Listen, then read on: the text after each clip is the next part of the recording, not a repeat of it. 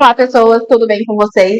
Vamos começar o nosso segundo dia de aula e eu gostaria de lembrá-los que todo o material que eu estou passando aqui estará disponível na nossa comunidade junto com uma cartilha totalmente gratuita com o passo a passo de como requerer o benefício de prestação continuada. Então não deixe de acompanhar o nosso grupo, que eu vou disponibilizar lá tudo para facilitar o estudo de vocês, para que vocês fiquem todos muito práticos em benefício de prestação continuada. Então fica de olho. Bom, hoje nós vamos começar falando sobre os critérios de elegibilidade do benefício de prestação continuada, ou seja, todos os requisitos que a pessoa precisa cumprir para ter direito a este benefício. Existem duas categorias de critérios de elegibilidade do benefício de prestação continuada. Uma categoria é referente às pessoas que têm direito ao benefício e a outra categoria é referente à renda, ao critério de renda. O critério de renda, ele é comum nas duas categorias de pessoas que têm direito ao benefício de prestação continuada. Ou seja, independente de ser uma pessoa idosa ou ser uma pessoa com deficiência, é necessário cumprir um critério de renda. E por ser comum as duas categorias de pessoas, eu vou começar então falando sobre esse critério, sobre o critério de renda. Antes de mais nada, preciso verificar o que diz a lei sobre critério de renda. Então, nós vamos lá no artigo 20, no parágrafo 3º da Lei Orgânica da Assistência Social, que é uma lei que nós já falamos sobre ela na aula passada, e ela diz o seguinte: observados os demais critérios de elegibilidade definidos nesta lei, terão direito ao benefício financeiro de que trata o caput deste artigo a pessoa com deficiência ou a pessoa idosa com renda familiar mensal per capita igual ou inferior a um quarto do salário mínimo. Observem que o artigo ele fala sobre uma renda familiar mensal per capita, ou seja, a renda a ser considerada é a renda daquele grupo familiar dividido por pessoa, né? Então, antes de mais nada, nós precisamos ter em mente qual é o conceito de família, qual é o conceito de grupo familiar para fins de recebimento do benefício de prestação continuada. E esse conceito de família, ele vem descrito lá no artigo 20, parágrafo 1º, também da Lei Orgânica da Assistência Social. Eu coloquei esse artigo aí para vocês também, e ele diz o seguinte: para os efeitos do disposto no caput, a família é composta pelo requerente, ou seja, a pessoa que está pedindo o benefício, a pessoa que está requerendo o benefício, cônjuge ou companheiro. Então, se a pessoa vive em uma união estável, por exemplo, ou se a pessoa é amaziada, como nós costumamos dizer, também entra no grupo familiar. Os pais, e na ausência de um deles, a madrasta ou o padrasto, os irmãos solteiros, os filhos e enteados solteiros e os menores tutelados, desde que vivam sob o mesmo teto. Então, será considerado como família, como grupo familiar, aquelas pessoas que vivam sobre o mesmo teto, sendo cônjuge, companheiro, pai, mãe, madrasta, padrasto, irmãos, desde que sejam solteiros, os menores tutelados, os enteados também solteiros. Então, essas pessoas, vivendo elas sob o mesmo teto, vivendo elas na mesma casa, elas serão consideradas como parte do grupo familiar e a sua renda entrará no cálculo do benefício, no cálculo da renda per capita, da renda por pessoa, para verificar se a pessoa tem direito ou não ao benefício de prestação continuada. Então, superada essa questão do grupo familiar, de quem faz parte do grupo familiar, de qual renda deve ser considerada, nós precisamos fazer uma observação muito importante a respeito do que diz o parágrafo 3º ali do artigo 20 da Lei Orgânica da Assistência Social. Porque lembra que lá está descrito que terá direito ao benefício de prestação continuada aquela pessoa cujo grupo familiar tem uma renda mensal per capita igual ou inferior a um quarto do salário mínimo? Pois é, embora o artigo tenha essa previsão, não é bem assim que funciona. E nós precisamos ter bastante atenção aqui, bastante cuidado aqui, porque já é pacífico no Supremo Tribunal Federal que este não é um critério definidor para decidir se a pessoa tem ou não direito ao benefício de prestação continuada. Esse artigo, ele foi inclusive objeto de um julgamento de inconstitucionalidade por parte do Supremo Tribunal Federal. E o Supremo Tribunal Federal, ele decidiu que esse critério, ele é sim inconstitucional. Então o STF, ele declarou a inconstitucionalidade desse critério sem pronúncia de nulidade. O que isso significa? Significa que continua constando lá na lei, continua constando na norma jurídica esse critério, mas ele não é um critério que deve ser observado para verificar se a pessoa tem ou não direito ao benefício de prestação continuada. Existem outras questões que precisam ser analisadas. O STF, nesse julgamento, ele disse que cada caso deve ser analisado conforme as suas circunstâncias próprias. Ou seja, continua estando lá no artigo esse critério de ter uma renda familiar mensal per capita igual ou inferior a 1/4 do salário mínimo, mas esse não é um critério definidor, ou seja, não é isso que vai definir se a pessoa tem ou não direito ao benefício de prestação continuada. Isso significa dizer que uma pessoa com uma renda maior do que a estabelecida ali, ela pode sim ter direito ao benefício de prestação continuada, porque conforme o julgamento do STF, é preciso analisar cada caso individualmente para verificar se aquela pessoa vive ou não em um estado de miserabilidade, porque o que garante, na verdade, o direito ao benefício de prestação continuada é que aquela pessoa viva numa situação em que ela precisa de um auxílio para sobreviver. Então, independente da renda ser igual, inferior, maior que 1/4 do salário mínimo, pode ser que seja constatado ali no caso concreto que essa pessoa tem sim direito ao benefício de prestação continuada, porque ela vive em uma situação em que ela precisa de um auxílio para sobreviver, e esse auxílio não pode ter vindo da sua família. Esse julgamento do STF, do Supremo Tribunal Federal, que eu falei para vocês, ele gerou um tema de repercussão geral, que foi o tema número 27, que diz o seguinte: meios de comprovação do estado de miserabilidade do idoso para fins de percepção de benefício de assistência continuada. Esse era o tema. Aí nós temos a descrição. Recurso extraordinário, né, que é uma espécie aí de recurso para se verificar a constitucionalidade, a inconstitucionalidade de alguma norma ou outras questões também.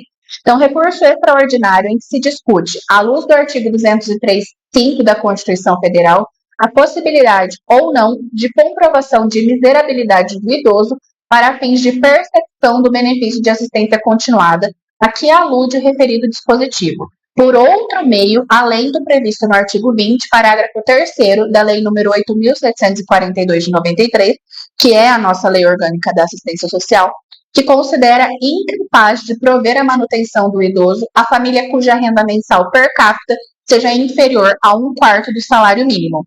E aí a tese firmada foi de que é inconstitucional o parágrafo 3º do artigo 20 da Lei Orgânica da Assistência Social, que estabelece a renda familiar mensal per capita inferior a 1/4 do salário mínimo como requisito obrigatório para a concessão do benefício assistencial de prestação continuada, previsto no artigo 203.5 da Constituição Federal. Então, nós tivemos o julgamento desse recurso e o parágrafo 3º do artigo 20 da Lei Orgânica da Assistência Social, que é o parágrafo lá que prevê a renda per capita igual ou inferior a 1/4, foi considerada inconstitucional, sem pronúncia de nulidade, como eu disse para vocês. Então, continua lá, pode ser utilizado, mas não é um requisito obrigatório. E esse recurso, ele teve repercussão geral, então ele vale para todas as pessoas, vale para o idoso, vale para o deficiente, independente de qualquer coisa, tá? E aí eu vou ler para vocês, eu até coloquei aqui a decisão, tá, que fala sobre isso, vocês podem ler ela com mais calma depois, mas eu vou ler a parte que mais interessa para a gente, que diz o seguinte: o parágrafo 3º do artigo 20 da Lei 8.742 de 93, que é a Lei Orgânica da Assistência Social, com a redação dada pela Lei 14.176 de 2021, considera como hipossuficiente a pessoa incapaz de prover a sua manutenção por integrar família cuja renda mensal per capita seja inferior a um quarto do salário mínimo. Todavia, o STF, no julgamento do recurso extraordinário número tal, com repercussão geral reconhecida, revendo seu posicionamento anterior, reconheceu e declarou a inconstitucionalidade parcial, sem pronúncia de nulidade, do referido dispositivo legal. Segundo o relator do acórdão, o ministro Gilmar Mendes, os programas de assistência social no Brasil utilizam atualmente do valor de meio salário mínimo como referencial econômico. O referido precedente ensejou a tese do tema 27 do STF, foi esse tema que eu li anteriormente para vocês. Diante da ausência de declaração de nulidade do artigo 20, parágrafo 3º da LOAS, distintos parâmetros passaram a ser admitidos para a aferição da condição de miserabilidade. A presunção absoluta de miserabilidade que a renda per capita sugere milita a favor, mas nem sempre contra o requerente do benefício, devendo-se analisar seu estado de necessidade e as especificidades do caso concreto. A parte autora implementou a idade legal em 11 de 3 de 2018. O estudo social evidencia que a parte autora não possui condições de prover sua subsistência ou de tê-la provida pela sua família. Requisitos preenchidos, benefício deferido. Então, o que esse julgamento fez foi estabelecer que, para verificar se a pessoa possui ou não direito ao benefício de prestação continuada, é preciso que cada caso seja analisado individualmente, não simplesmente se verifique ali um valor de renda. Né? É preciso verificar as questões que efetivamente essa pessoa vive. Então, outras questões além da renda devem ser consideradas. Então, vai ser considerado se essa pessoa possui casa própria ou não, as condições dessa moradia, se ela tem carro ou não, se ela tem itens de acesso a itens de necessidade básica, se ela tem celular ou não, televisão ou não, se ela possui um gasto elevado, né? Se aquela família possui um gasto elevado em razão da sua condição, né? Por ser uma pessoa com deficiência ou por ser uma pessoa com uma idade avançada. Então, tudo isso será analisado, deve ser analisado para se verificar se essa pessoa possui ou não direito ao benefício de prestação continuada.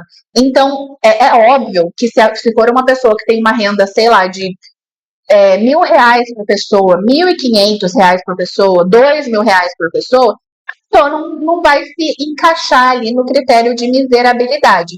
Mas existem situações, e eu inclusive já tive casos, em que a pessoa tinha uma renda familiar mensal per capita superior a um quarto do salário mínimo, chegando aí até meio salário mínimo, às vezes pouco mais de meio salário mínimo por pessoa, e conseguiu ter acesso ao benefício, porque ficou comprovada por outros meios a sua condição de miserabilidade, a sua condição de vulnerabilidade. Ficou constatado que essa pessoa não possui meios próprios de ter a sua manutenção suprida, né, a sua sobrevivência garantida, nem por meios próprios, né, e nem por aquele grupo familiar. Outro embasamento legal aí, tudo isso que eu falei para vocês, além de toda a jurisprudência já consolidada do STF, é a súmula número 11 da Turma Nacional de Uniformização, tá? Que diz o seguinte, coloquei aí para vocês também. A renda mensal per capita familiar superior a um quarto do salário mínimo não impede a concessão do benefício assistencial previsto no artigo 20, parágrafo 3º da lei, desde que comprovada por outros meios a miserabilidade do postulante.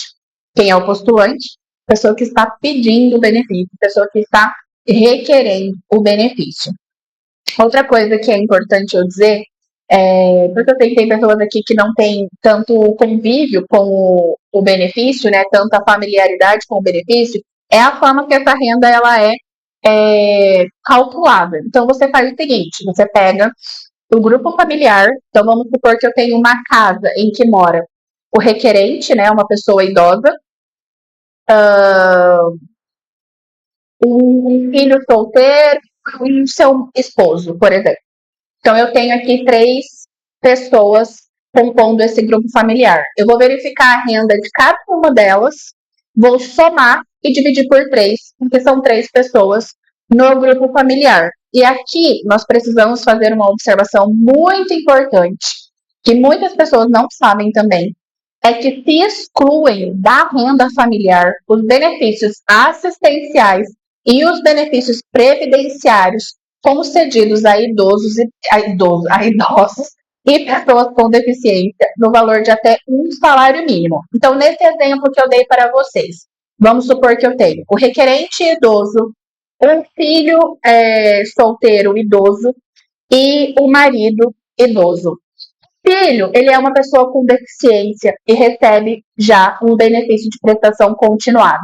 E o esposo é uma pessoa idosa aposentada que recebe, digamos, uma aposentadoria por idade no valor de um salário mínimo.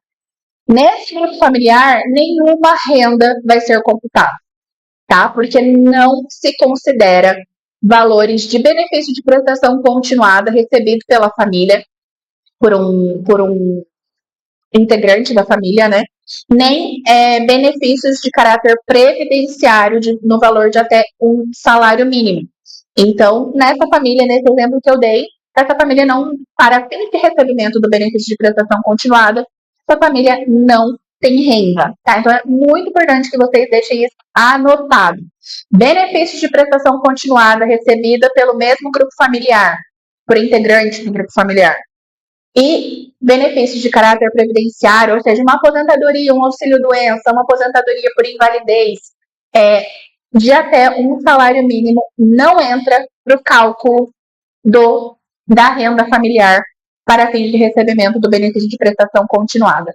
É por essa razão que eu posso ter várias pessoas no mesmo grupo familiar recebendo um benefício de prestação continuada. Então, posso ter uma mulher, um esposo, a mulher e o filho. Se essas pessoas cumprirem os requisitos, elas podem, dentro do mesmo grupo familiar, receber o benefício de prestação continuada. A questão legal disso que eu falei aqui para vocês está lá no artigo 20 também, da Lei Orgânica da Assistência Social. Não sei se vocês perceberam, mas esse artigo 20 aparece bastante no parágrafo 14 e diz o seguinte: o benefício de prestação continuada ou benefício previdenciário no valor de até um salário mínimo concedido a idoso acima de 65 anos de idade, pessoa com deficiência, não será computado para fins de concessão do benefício de prestação continuada a outro idoso ou pessoa com deficiência da mesma família no cálculo da renda a que se refere o parágrafo 3º deste artigo. Bom, nós vamos entrar agora nos critérios de elegibilidade para os idosos. Lembra que eu falei para vocês que o benefício de prestação continuada ele tem 2 categorias de critérios: os critérios relativos às pessoas e o critério relativo à renda. O critério relativo à renda nós já discutimos, já falamos bastante sobre ele aqui, e agora nós vamos entrar nos critérios relativos à pessoa. E a pessoa idosa, para ter direito ao benefício de prestação continuada, primeiramente ela precisa ter cumprido o critério de renda, foi esse que nós conversamos agora. Precisa também ter 65 anos ou mais. Ou seja, para ter direito ao benefício de prestação continuada, é preciso que a pessoa cumpra o critério de renda e tenha 65 anos completos. Se ela cumprir o critério de renda, mas não tiver 65 anos completos, sei lá, tem 64 e 9 meses, não adianta, ela não tem direito ao benefício de prestação continuada. Os requisitos para a pessoa idosa é cumprir o critério de renda, ou seja, se encontrar ali em uma situação de miserabilidade e ter 65 anos ou mais. Já para as pessoas com deficiência, é preciso também cumprir o critério de renda e ser uma pessoa com deficiência que tenha um impedimento de longo prazo. Tá? E a pessoa com deficiência, ela está definida lá no artigo 20, no parágrafo 2º da Lei Orgânica da Assistência Social, que diz: para efeito de concessão do benefício de prestação continuada, considera-se pessoa com deficiência aquela que tem impedimento de longo prazo de natureza física, mental, intelectual ou sensorial, o qual, em interação com uma ou mais barreiras, pode obstruir a sua participação plena e efetiva na sociedade em igualdade de condições com as demais pessoas. Então veja que a legislação ela não traz a incapacidade para o trabalho pura e simplesmente como um requisito para a concessão do benefício de prestação continuada à pessoa com deficiência, mas sim um impedimento de longo prazo. E esse impedimento de longo prazo ele vem também definido na própria lei. E ele está lá no parágrafo 10 também do artigo 20 da Lei Orgânica da Assistência Social, que diz: considera-se impedimento de longo prazo, para os fins do parágrafo 2º deste artigo, aquele que produza efeito pelo prazo mínimo de 2 anos. Então, eu preciso ter uma pessoa com deficiência que tenha um impedimento de longo prazo, ou seja, um impedimento de no mínimo 2 anos, para que essa pessoa tenha direito ao benefício de prestação continuada. Esse impedimento ele deve dificultar a participação plena e efetiva da pessoa na sociedade, em igualdade de condições com as demais pessoas.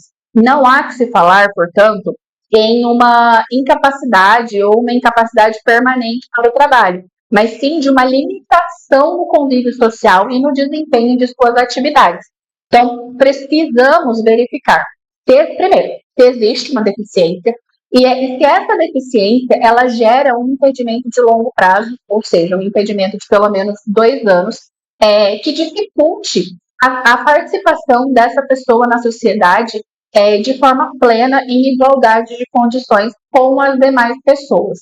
E para verificar se há uma deficiência e se há um impedimento de longo prazo, é preciso que seja realizada uma perícia médica e um estudo social desse caso, tá? Todos esses procedimentos, né, ambos os procedimentos, eles são possíveis e são necessários de se realizar, tanto no procedimento administrativo quanto no procedimento judicial. Então, digamos que eu entrei lá no INSS com um pedido de benefício de prestação continuada. Lá no INSS, tendo uma pessoa com deficiência, será realizada uma perícia médica, é obrigatório que tenha uma perícia médica, e um estudo social realizado aí por uma assistente social que vai verificar as condições em que vive essa pessoa e também se há ou não um impedimento de longo prazo. No caso do idoso, eu não tenho a perícia médica, mas tenho também o estudo social. E aí, se, por exemplo, eu tive esse benefício negado no âmbito administrativo, eu tive esse benefício negado pelo INSS e eu entro com o processo judicial, no processo judicial também há a realização de uma perícia médica e de um estudo social para a pessoa com deficiência e para o idoso somente o estudo social. Nós temos aí a súmula número 80, não coloquei para vocês, mas nós temos a súmula número 80 também da Turma Nacional de Uniformização, que ilustra bem essa questão. Ela diz o seguinte: os benefícios de prestação continuada, tendo em vista o advento da Lei 12.470 de 2011, para a adequada valoração dos fatores ambientais, sociais, econômicos e pessoais que impactam na participação da pessoa com deficiência na sociedade, é necessária a realização de avaliação social por assistente social ou outras providências aptas a revelar a efetiva condição vivida no meio social pelo requerente. E eu gostaria de abrir um parênteses importante, porque eu sei que nós temos muitas assistentes sociais aqui no nosso curso. E eu gostaria de dizer para vocês que fico muito feliz que vocês estejam aqui, porque é de extrema importância que vocês dominem todas essas questões referentes ao benefício de prestação continuada, porque é o estudo social que vocês fazem, óbvio, juntamente ali com a perícia médica, mas é o estudo social que vai garantir ou não o direito ao benefício de prestação continuada a essa pessoa. O INSS e o juiz, eles se baseiam no estudo social junto com o laudo da perícia médica para verificar se a pessoa tem ou não direito ao benefício de prestação continuada. Então, é preciso que todos os critérios de renda sejam analisados, que toda a questão referente ao impedimento de longo prazo seja analisada, porque é isso que vai garantir ou não o direito da pessoa ao benefício de prestação continuada. Então, é preciso verificar ali realmente em que condições essa pessoa vive, se ela precisa realmente ou não de auxílio. as questões referentes ao impedimento, se ela consegue conviver em sociedade em igualdade de condições com as demais pessoas, se ela tem condições de prover a própria manutenção ou de ter essa manutenção provida pela própria família, tudo isso precisa constar no laudo. Se tiver fotografia da casa, dos gastos dessa pessoa, tudo isso é de extrema importância na hora de se verificar se a pessoa tem ou não direito ao benefício de prestação continuada. Então, tudo isso precisa ser olhado com bastante cautela. Na nossa próxima aula, nós vamos falar sobre as características próprias do benefício e nós vamos também entrar na parte de requerimento do benefício. Vou mostrar o passo a passo para vocês, todos os documentos necessários para requerer o benefício de prestação continuada no INSS, tá? Então, não percam a nossa próxima e última aula. Vou ficando por aqui. Um beijo, fiquem com Deus.